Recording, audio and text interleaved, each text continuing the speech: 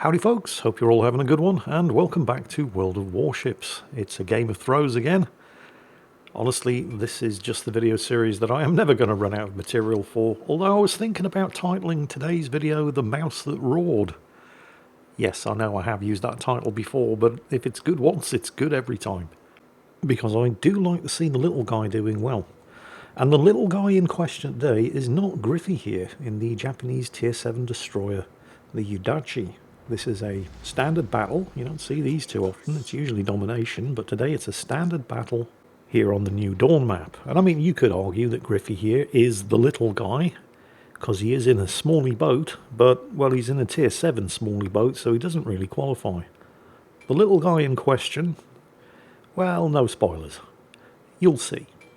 You'll also see why this is definitely, absolutely 100% a Game of Throws too. So what do you need to know about the Yudachi here? Well, it's a premium Tier 7 Japanese destroyer, and it's basically a Shiratsuyu class, although it does have certain advantages over its tech tree counterpart despite the visible similarities. It's got increased torpedo range, it's got more hit points, and unlike the Shiratsuyu, it gets the torpedo reload booster without having to sacrifice the smokescreen. And when I say increased torpedo range, I'm not kidding. These things are equipped with torpedoes that have a 15-kilometer range, 5 kilometers better than either of the torpedoes available on the Shiratsuyu. They're also faster, with the stock torpedoes on the Shiratsuyu having an absolutely terrible 59 knots and the upgraded torpedoes having a reasonable 62, but the Yudachi's torpedoes have a 64 knot speed. The only downside is they don't quite do as much damage, but they still do a respectable 16,000 per hit. She's armed with 2 quad torpedo launchers for a total of 8 torpedoes, and of course with the torpedo reload booster, while she's no USS Benham, that does mean she can still have 16 of these extremely respectable torpedoes in the water at once. Of course her tech tree counterpart, the Shiratsuyu, can do that as well, but, well, the torpedoes aren't as good, and that means she's going into battle without a smokescreen. I do often say that there aren't really any outstandingly good Tier 7 destroyers in the game. I mean, they're mostly okay, and in some cases kind of bad. And then, of course, everybody points out the Gajimada, or the Haida, and, well, now you can point out the Yudachi too. All 3 of which are excellent ships. One of them isn't even a premium. So what's bad about this thing? Because it does have some bad features. I mean, for a start, it's not particularly fast with a top speed of 34 knots. Although he's obviously able to exceed that since he's running a speed flag, and it does get an engine boost, but still 34 knots by destroyer standards, especially at Tier 7, is kind of pedestrian. Other bad features, and well, we're talking about the guns here, but this is common to all Japanese torpedo destroyers. While it does have 6 of them, and the high explosive alpha damage is pretty good for 5-inch guns, the reload is abysmally slow, and the turret rotation, well, there are battleships in the game that can turn their turrets faster than a Japanese torpedo destroyer. Oh, hang on a second, it doesn't even get 6 mediocre guns, it only has 5. That one turret, second to the rear, only has 1 gun in it. Oh well, never mind. Okay, so the guns are even worse than I thought. I mean, they're not that much worse, but they weren't that good to begin with, so yeah. Also, I hesitate to say that this is one of the bad features of the ship, because base 6.79 kilometer concealment isn't terrible, but it's Tier 7, so it's not going to have access to the concealment modification, which means you're going to require a 10-point captain at the very least in order to get the concealment down to 6.1 kilometers, so more than 6 kilometer concealment, and the tech tree counterpart, the Shiratsuyu, has sub 6 kilometer concealment. I mean, 6.1 isn't terrible, but it's not as good as the tech tree version. Also, despite having more hit points than the Shiratsuyu, that doesn't mean it's got a lot of hit points. It's still only 13,000, which is not a lot. Also, rounding off the list of bad things about the Yudachi, anti-aircraft defences. Yeah, I know. No, not that it was ever going to make a difference in this game anyway, but unlike an equivalent tier American destroyer, where the main gun batteries are dual purpose and add to the AA defense, that doesn't happen here. Ooh, a torpedo hit and a flood. And he's used his damage control, so it's not ticking over. Oh well, never mind. I'm more than a little surprised that one of those torpedoes even hit the Genizer now. I mean, he's more than 10 kilometres away. Those torpedoes weren't even aimed at him. They were aimed at the Surrey, who was 8.5 kilometres away and spotted them all, which meant those torpedoes ran for a further 2 kilometres while spotted, and one of them still hit the Genizer now. So anyway, oh, good news. The team have just managed to sink an enemy ship with the Dunkerque, scoring the first blood award and eliminating the enemy T-22. However, that is the only good news that Griffey's team are going to have for a very, very long time. The enemy Alba just responded instantly by sinking the friendly Oklahoma, and then the enemy Akatsuki has just sunk the team's submarine. I have no idea how to pronounce that a lot. What are we talking about? Oh yeah, anti-aircraft firepower. It doesn't have any. It's got a pair of 40mm guns. I mean, honestly, you may as well just turn the anti-aircraft guns off on this thing. I'm actually kind of surprised that Griffey hasn't. The only things his AA guns are going to do is get him spotted.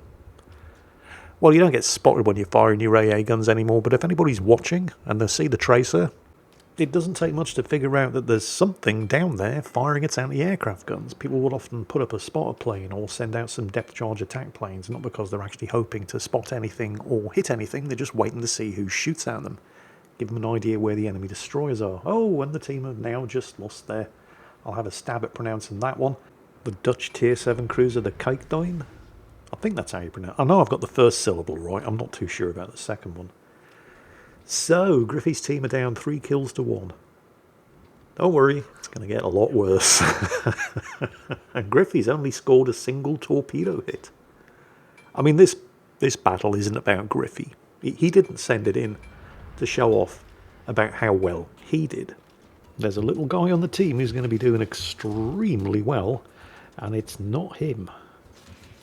I mean, he has a lousy first half of the game. Certainly can't deny that.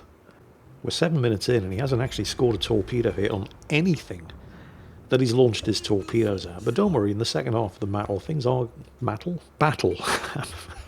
Where did I get mattle from? I was going to say match, that was it. Couldn't make my mind up whether to say match or battle. I ended up trying to say both. English is hard.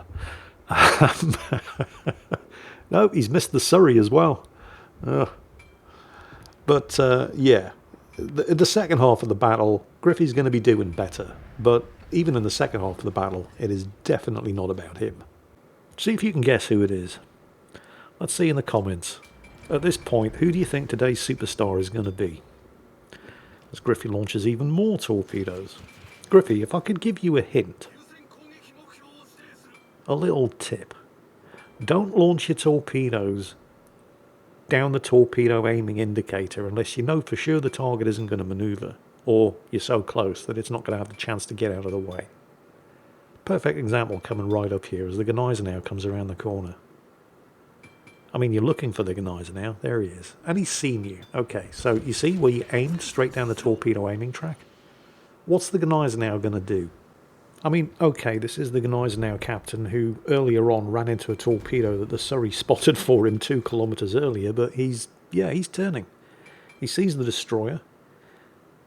He sees the destroyer smokescreen. I mean, you know, absolutely, definitely good call to use the smokescreen there in order to get away and get out of spotting range. But look how much those torpedoes missed by. You have to get into the habit of trying to predict what your opponent is going to do and aim your torpedoes that way. Easier said than done, I know.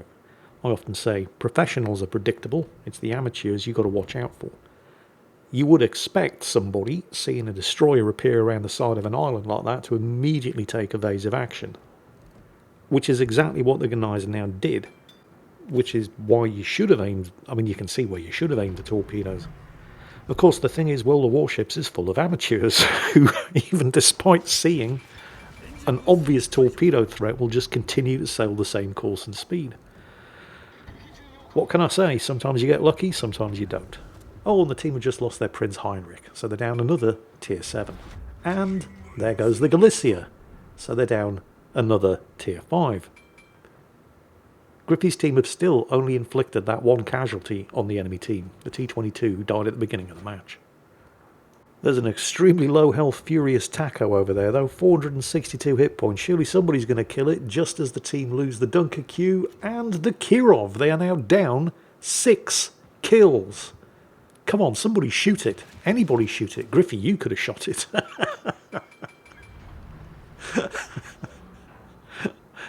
You had a once-in-a-lifetime opportunity. The Yudachi's guns were actually pointing in the right direction. Oh well. Never mind. You now have 4 surviving teammates. Your team have still only sunk the 1 enemy. You're down to 160 points. The enemy team have a 550 point lead. And still nobody sunk the Furataka. And Griffey's, I mean, he knows, you know, he's not trying to cover himself in glory. Oh, there it is. Wow. Okay. I was just going to say, he hasn't exactly covered himself in glory here, and to be fair, at the moment he still hasn't. But he has, at last, managed to get himself on the scoreboard. He's taken out the Furataka. The Minekaze just gunned down the Akatsuki. The Minekaze, by the way, tier 5 destroyer. There he is. Look at that little fella. That may be a spoiler. If you hadn't already guessed who the star of today's battle is, well, he's just introduced himself. And he is spotted, and he is attacking the enemy submarine, who is fighting right back. He's also getting shot at. Griffey's torpedoes miss again. The Minekaze is taking no shit from no submarines, or it's escorting cruisers. I'm going to have to take charge of the camera here in a second so we can actually follow that guy as Griffey gets some more torpedoes away. There he is. He's smoked up, and obviously the submarine can't see him because he's dived, and well, the submarine can't see anything now because the Minekaze's depth charged and finished him. So he's going to chill out in that smoke screen for a bit. Although not much, because he's already got torpedoes of his own away. The Minekaze only gets 6 torpedoes, by the way. It's got 3 double launchers, and they only have a 7-kilometre range. Whoa, Griffey scored a couple of torpedo hits. There's a double flood there as well, although his victim has used the damage control because it's not ticking over. But check out the Minekaze's torpedoes. 3 sets of 2. The upside, of course, is that it does have a very, very fast reload. I mean, the Minekaze's small, but it's fierce. I'm definitely going to have to take charge of the camera. Want to see what happens. Okay, Griffey's gotten some torpedoes away. Now let's have a look-see. Okay, so Griffey scored a couple of hits on the October Revolution, but didn't sink it. The Minekaze managed to get it with 1, and he has caused the flood, which did sink the October Revolution. So he's managed to nail another one. And I don't know if you spotted it there when we first looked his way, but there were a couple of what looked like Alba torpedoes launched into that smoke screen, but the Minekaze was not dumb enough to sit inside the smoke screen waiting to be torpedoed. He got his torpedoes away, then he popped out to take a look around, saw the torpedoes and avoided them. Back into the smoke screen now, although I suspect he's not actually trying to hide in it, he's just heading in the direction of his next victim, which is looking like it might be the Mutsu. Actually, that Mutsu's in all kinds of trouble because Griffey is, well, I don't know. I mean, there's no shortage of targets over there. He still only has the 4 surviving teammates, but one of them's the Minekaze. Okay. Looking at the torpedoes that he launched earlier, he might actually get a hit on the Leon. He did. It was a good one as well. Not enough to sink him, though, and it has caused a flood.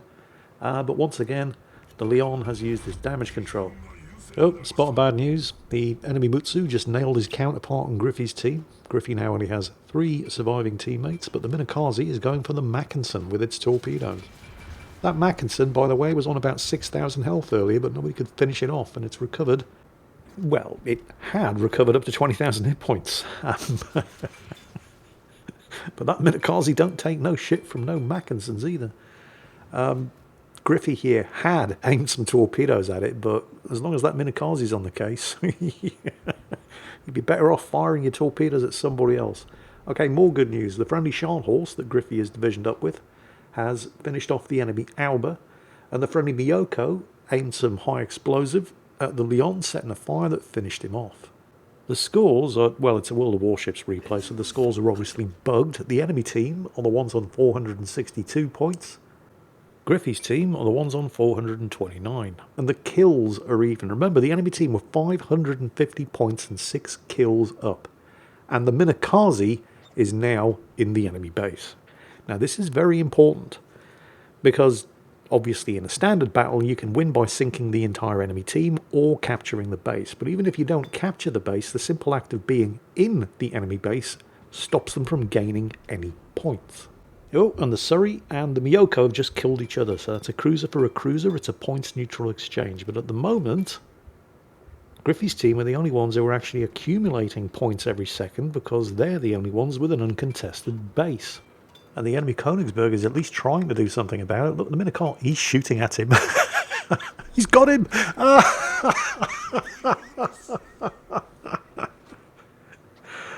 Oh, what an absolute legend. That enemy Mutsu's in some real pretty shit now, isn't he? Because he's the only one who can do anything about the Minekaze who's capping his base. I wouldn't want to be in the shoes of that Mutsu captain. There he is, there's the Gneiss now. So far out of position, there's absolutely nothing he can do. I mean, you know, he had his own battle.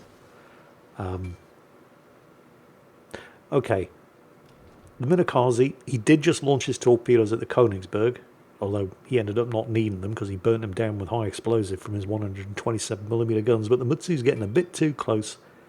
But then again, because it's only tier 5, and because it only gets 6 torpedoes, it does have a very, very fast reload on them. It's something like 42 seconds. Now, they do only have a 7-kilometer range, but the Mutsu has to push into the cap in order to force the Minekaze out of it. So that kind of gives you an extended effective range of the targets coming towards you, which the Mutsu is, because what choice does he have? The Minekaze clearly not wanting to be spotted here because, hey, why take the risk? He's already done his job. The mere fact that he was in the enemy base means that, well, the team are now ahead on points. Occupying the enemy base, even though he wasn't able to flip it and therefore win the game, did mean that while he was in there, the enemy team weren't getting any points from it. If the Minekaze captain knows what he's doing, and based on his performance thus far, I have absolutely no reason to expect that he doesn't, he can keep that Mutsu at arm's length more or less permanently and just keep playing torpedo tag with him. And that's exactly what he's doing. See the Mutsu? That's what I was talking about earlier. Sent out the depth charge attack planes. But I also suspect, in fact Griffey himself has done it, he's turned his AA guns off. It won't get you spotted, but it will give whoever launched the aircraft an idea of where you are if they see anti-aircraft tracer suddenly start erupting out of an empty ocean. Oh, you've gotten spotted again. Yeah, this is fine. You just have to duck back into the smoke screen. Well, you don't even have to be in the smoke screen because Gneiss now has torpedoes. You just have to get the smoke screen between you and him. And he's done that, so yeah. Yeah, Griffey's fine. How's the Minekaze doing against the Mutsu? Yeah, he's keeping his distance and he just keeps launching torpedoes. He can play torpedo tag with that Mutsu all day. And he doesn't even have to do it all day. He just has to do it for another 2 minutes and 13 seconds. The battle will be over and the team will win on points. Oh, double torpedo hit on the Gneiss now. And there's a flood. And once again, he's used his damage control. Wow, check that out. Griffey's using his guns. Good man, Griffey.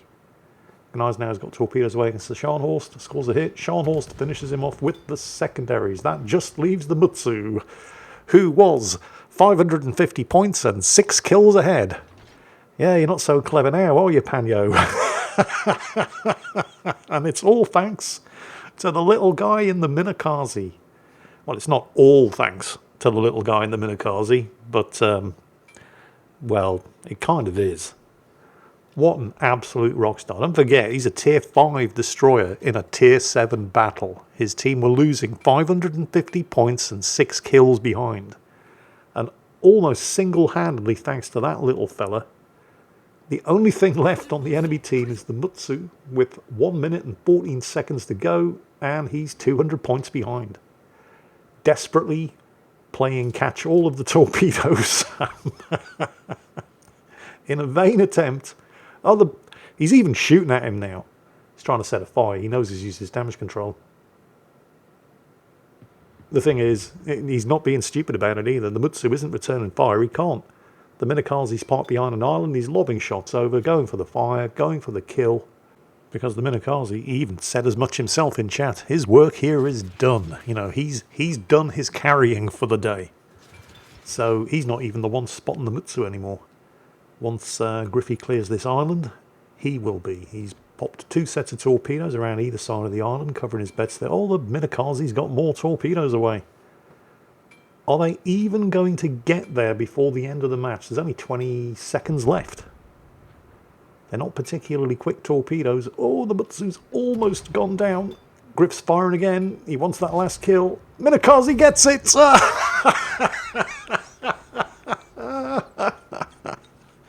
6 kills for the Minekaze. What an absolute rock star. Griffey, thank you so much for sending this battle in. I mean, you know, he knew he wasn't the star of the show. He never claimed to be, but he really, really wanted me to see what this little superstar, what's that, Gerhard Rheinlandsensk. Wow. Talk about trying to make things difficult for your old Uncle Jingles. But that guy, over 2,000 base experience and 6 kills in a tier 5 destroyer in a tier 7 battle after being 6 kills and 550 points behind, and he did most of that with less than 1,200 hit points remaining. What an absolute legend. Griffey, thank you so much for sending this one in, because that guy's performance deserves to be seen by a wider audience. I hope you all enjoyed it. Let's face it, you all enjoyed it. I know you did. And as always, take care, and I'll catch you next time.